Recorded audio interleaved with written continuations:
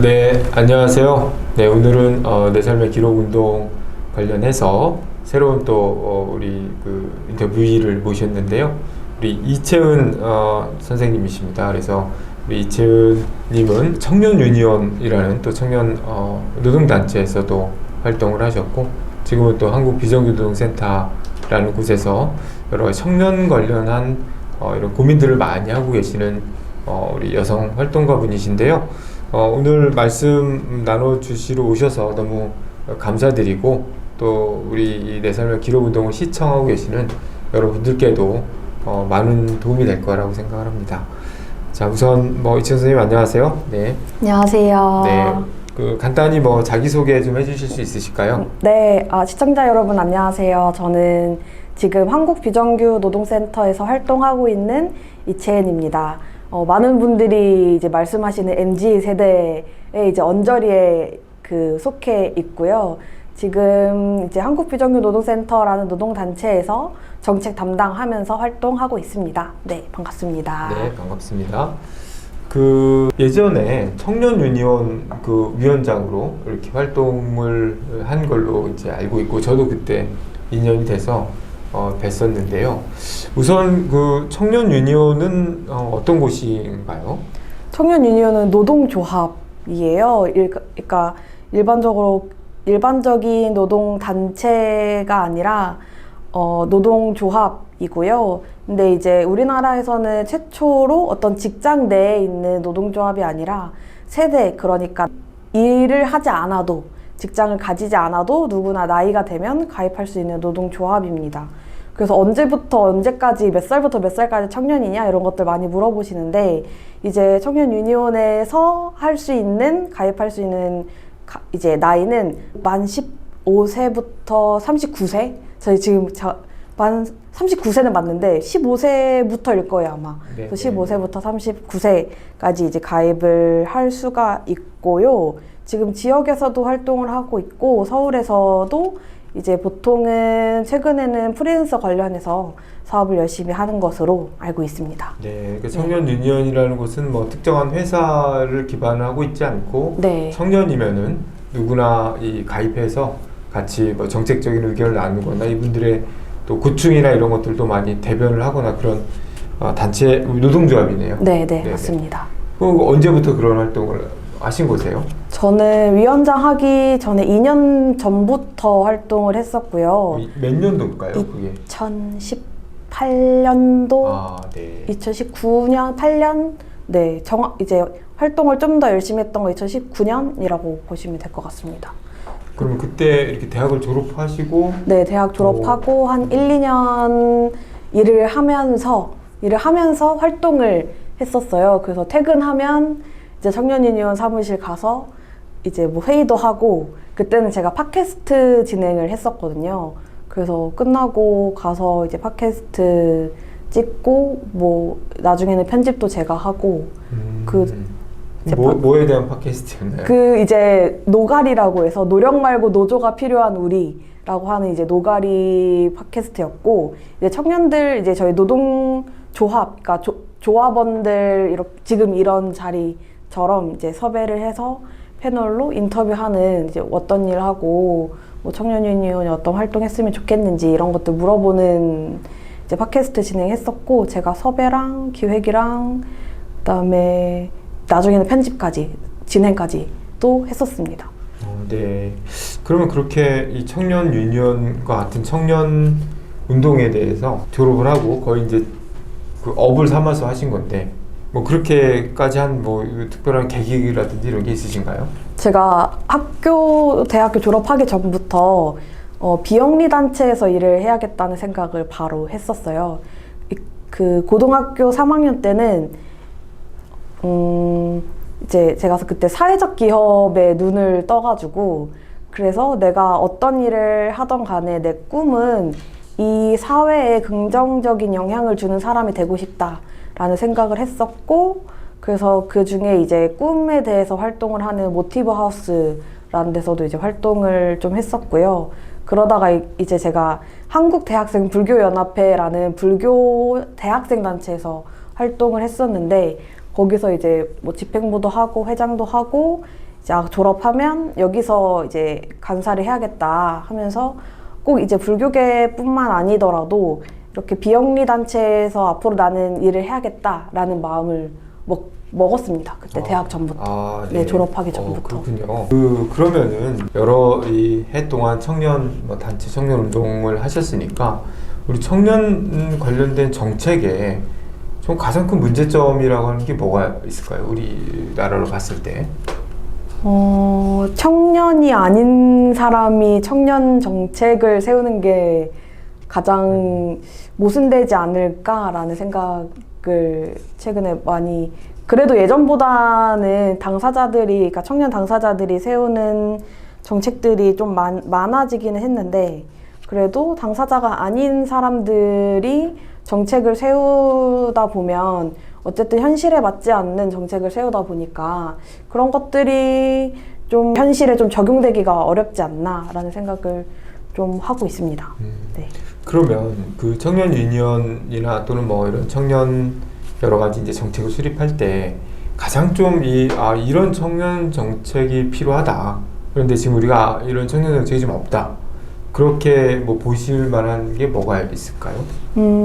저는 이런 정책적 고민을 할 때 보통 노동 관련된 쪽을 고민을 많이 하는데요. 최근에 이제 일을 구하기가 좀 어렵기도 하고 혹은 일터에서 문제가 생겼을 때 제대로 된 대처를 하지 못하는 경우가 있더라고요. 이제 얼마 전에 또 그 일을 하다가 괴롭힘 때문에 자살을 한 청년이 있었어요. 그리고 요즘 공무원을 이제 하다가도 그만두는 청년들이 좀 많아지고 있고, 그래서 청년들이 어떻게 하면 자기가 일을 하고 있는 공간에서 좀 안전하게 일을 할 수 있을까, 이런 고민들을 저는 좀 하고 있습니다. 문제가 뭘까? 그 안에서의 직장 내에 어떤 문화가 청년들을 좀 힘들게 할까? 그리고 이게 꼭 비단 청년의 문제뿐만 아니라 우리 사회적으로 비용이 매우 커지는 거잖아요. 누가 이제 일을 하러 들어왔는데 일을 하던 사람이 갑자기 나가게 되는 거는 굉장히 이 사회적으로 큰 비용이 생기기 때문에 그거에 대한 고민도 좀 있고, 그리고 제가 요즘 또 고민하는 건 육아휴직에 관련해서 좀 고민이 많습니다. 이제 육아휴직을 하게 됐을 때 꺼리는 이유들, 회사도 꺼리고 당사자도 꺼리게 되는 이유, 그런 게 어떻게 하면 좀 해소할 수 있을까, 이런 고민들을 좀 하고 있습니다. 네. 뭐 자연스럽게 이제 여성 관련된 또 말씀도 좀 해주셨는데요. 그 전에 이제 정리를 좀 해보면, 청년들은 우리가 정부에서는 청년 정책이라고 한다면은 무슨 이제 취업할 수 있는 공간을 넓힌다라든지 아니면은 무슨 뭐 이 거주할 수 있는 청년 주택이라든지 이런 큰 고민들을 하는데, 실제로 뭐 그런 것도 중요하지만 이 일터에서 청년들의 마음을 좀 이렇게 보듬어주고 또 안전하게 일을 할 수 있고 상처받지 않게 일을 할 수 있는 그런 문화도 매우 중요하다. 그런 부분도 상당히 인상적인 것 같습니다. 그래서 말씀해주신 그런 과제들은 저희들이 노력을 하면은 또 할 수 있는 부분이기 때문에 계속 좀 관심을 갖고 좀 지켜보고 또 요구도 하고 그런 측면에서 굉장히 좀 중요한 말씀을 해주셨다고 보고요. 여성 관련해서도 이제 육아휴직 말씀도 주셨는데, 우리가 뭐 법으로는 육아휴직도 낼 수 있고 다 하지만 실제로는 좀 많이 어렵나 보죠. 주변에 이제 친구들 얘기 들어보면 육아휴직을 하면 해고될 거다, 해고될 수밖에 없다는 이야기를 많이 듣기도 하고요. 실제로 제가 이제 정부 정책의 문제로 또 삼는 게 그 대상이 그 이제 서울의 4년제 대학을 나오면서 제대로 된, 그러니까 사회적으로 제대로 된 군대를 그 이제 제대한 어떤 화이트 칼라의 남성이 대상이 되는 게 좀 문제라고 생각을 하는 거예요. 지역에 있거나, 그러니까 지방에 있거나, 혹은 장애인이라던가 성소수자라던가 혹은 이제 뭐 생산직을 일을 한다던가 이런 그 주된 이제 정규직 혹은 아까 이야기했던 어떤 대기업이 아닌 노동자 같은 경우에는 그런 법 테두리 안에서 어떤 권리를 보장받기가 굉장히 어려운데 그 외의 것들을 정부가 보지 못하는 게 일단 제일 큰 문제라고 생각하고, 마찬가지로 육아휴직 같은 경우에도 그런 정책이 있지만 사실 주변부에 있는 노동자 같은 경우에는 그런 정책의 어떤 수혜를 받기가 굉장히 어려운 편이거든요. 뭐 예를 들면 프리랜서로 일을 하는 여성이라든지, 아니면 계약직으로 일을 하던가, 아니면 되게 소기업에서 일을 하는 여성들 같은 경우에는 당장에 이제 육아휴직을 고려할 수가 없는 상황인 거죠. 네. 네. 그 우리 사회가 이제 그 갖고 있는 기준이라는 게 굉장히 높다.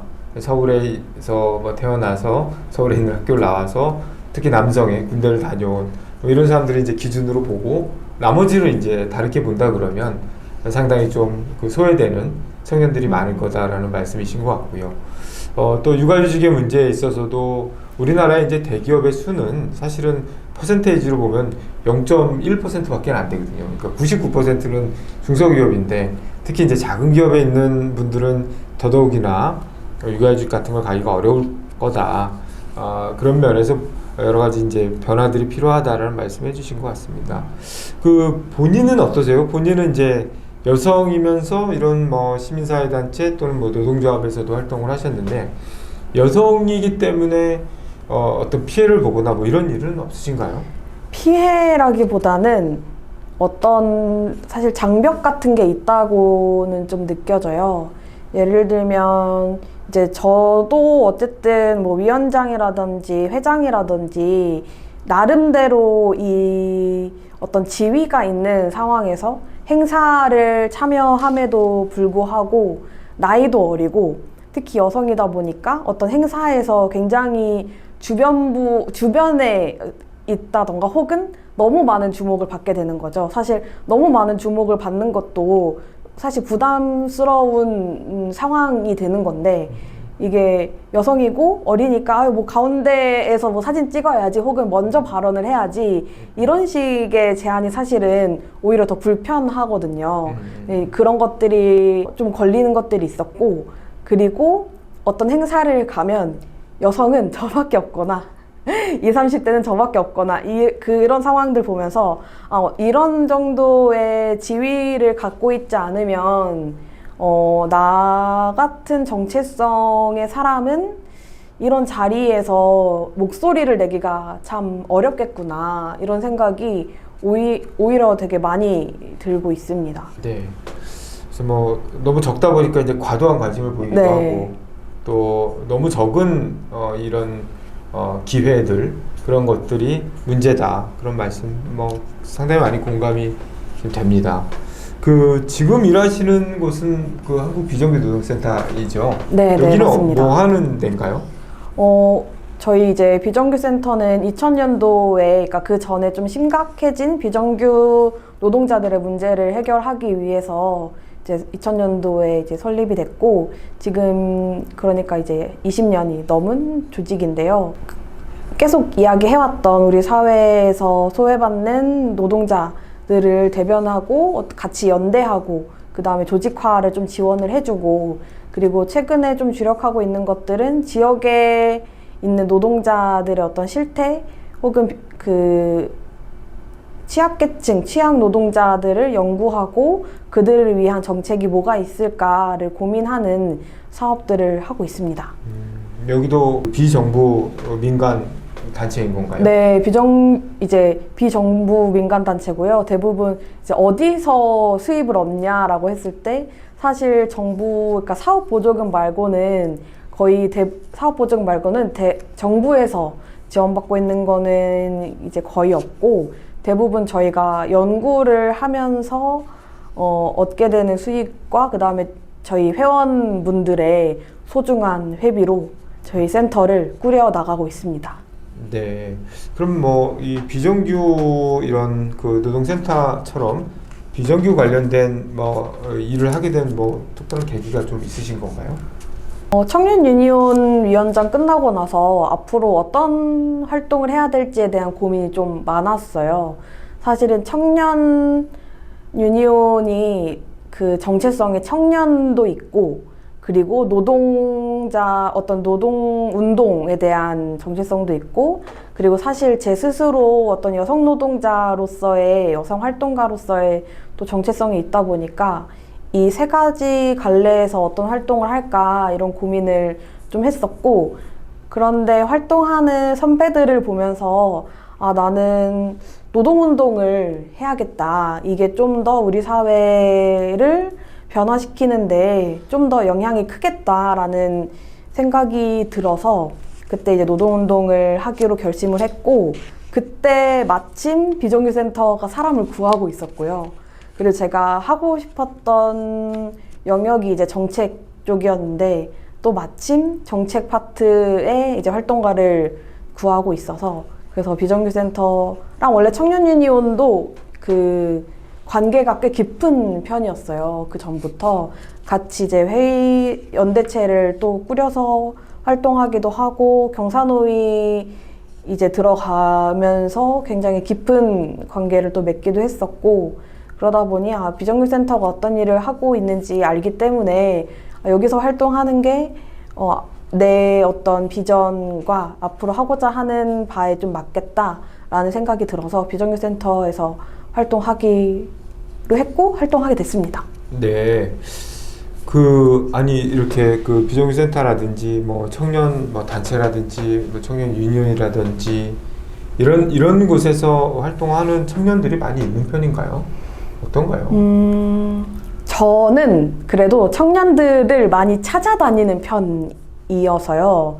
제 주변에는 청년 활동가들이 많긴 한데, 그런데 노동 쪽에서 활동하는 제 또래는 많이 없는 것 같아요. 그러니까 제가 이제 서울청년정책 네트워크라고, 지금은 많이 의미가 퇴색이 됐지만 이제 초반에는 청년들이 직접 서울에 청년들이 필요한 정책을 제안한다라는 취지로 이 구성이 됐었고, 그래서 실제로 여기에서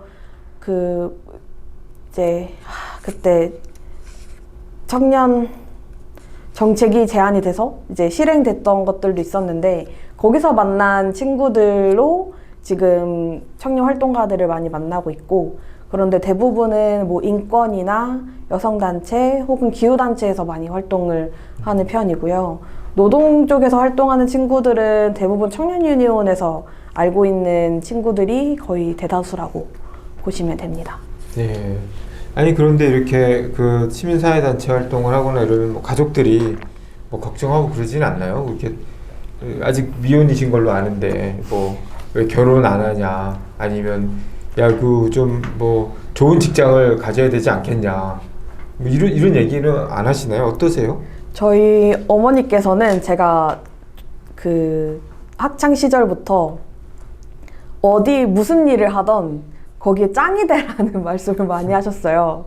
그래서 이제 대불련 회장했을 때도 어머니는 살짝 좀 탐탁치 않으셨지만 그래도 반대를 하진 않으셨고, 오히려 제가 고민을 하고 있었을 때 아빠가 전화를 하셔서 하고 싶으면 해라, 네가 하고 싶은 거 하고 싶은 대로 해라 라고 말씀을 해주셔서 바로 저도 결심을 하게 됐었고, 그리고 대불련 하면서는 제가 이제 불교 방송이나 신문에 많이 나오게 된 편이었어요, 다른 회장들보다. 그래서 부모님이 되게 좋아하시더라고요. 이게 불교 방송이어도 이제 일반 MBC나 이런 공영방송이 아니더라도 우리 딸이 TV에 나오다니, 우리 딸이 인터뷰가 신문에 나오다니, 이런 것 때문에 되게 좋아하셨고, 그리고 청년 유니온 할 때도 제 글이나 어떤 영상들이 부모님들이 직접 볼 수 있는, 눈으로 볼 수 있는 이제 결과물들이 있다 보니까 그런 것들을 매우 좋아하셔서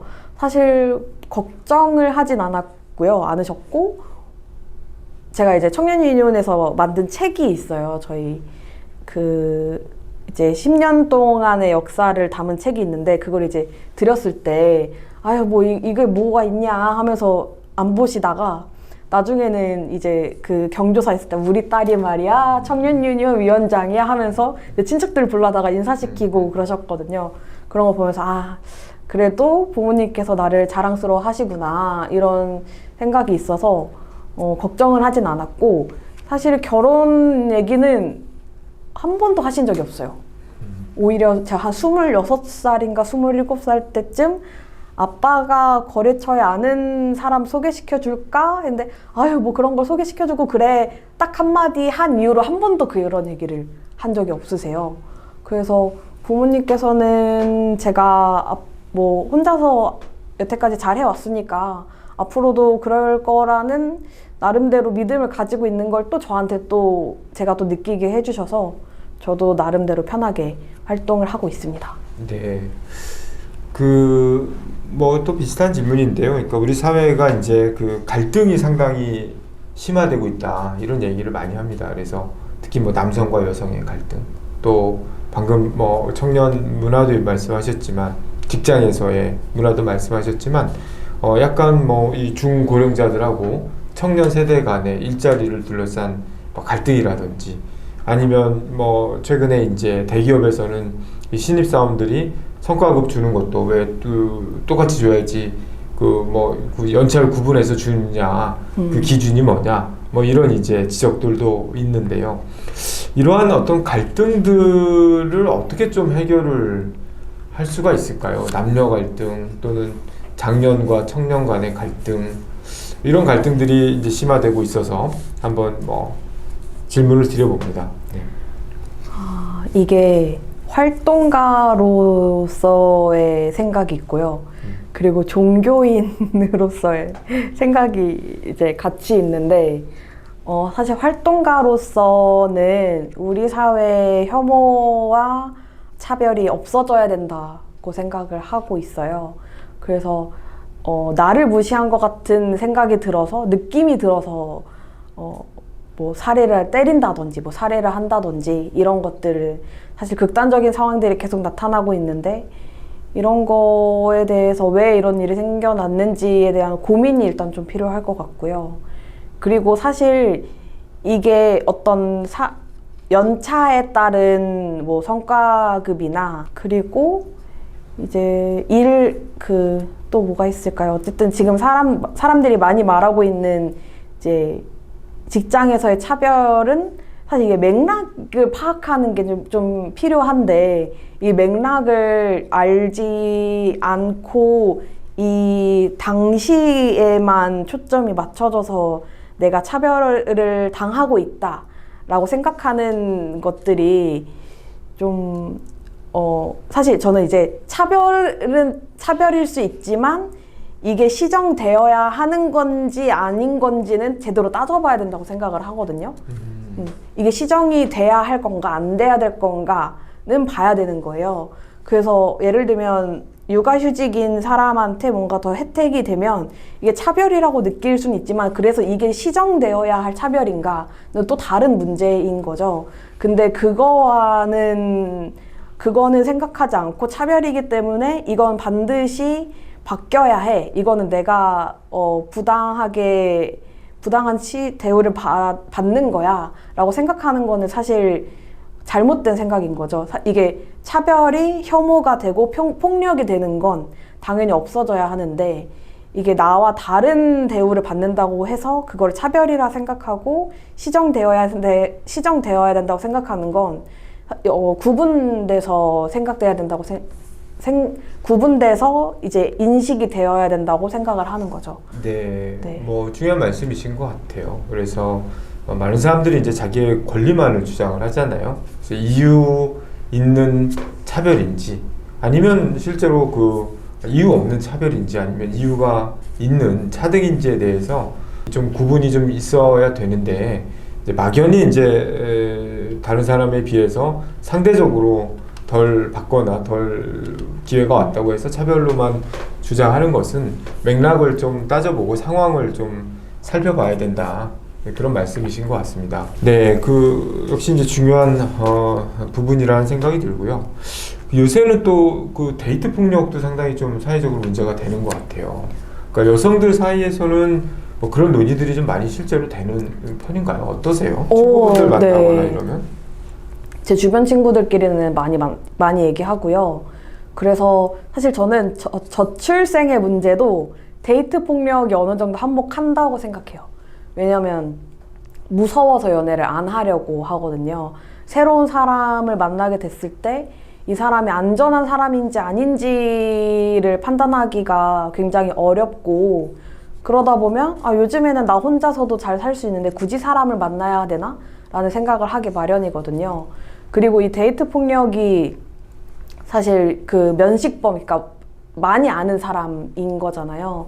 그리고 이게 연인 간에 이게 신고를 했을 때 연인 간의 싸움이라고 치부하면서 제대로 경찰이 조치를 하지 않았을 때에 생기는 사고들이 또 있다 보니까 연애를 하지 않으려고 하는 여성들이 저는 꽤 있다고 생각합니다. 주변에서도 그런 걸로 새로운 사람 만나기가 좀 무섭다라고 얘기하는 친구들이 좀 있어요. 뭐 이어서 좀 말씀을 드려보면 방금 이제 저출생 문제도 말씀을 좀 주셨는데요. 실제로 우리 사회가 저출생 문제 상당히 좀 심각한 편이죠.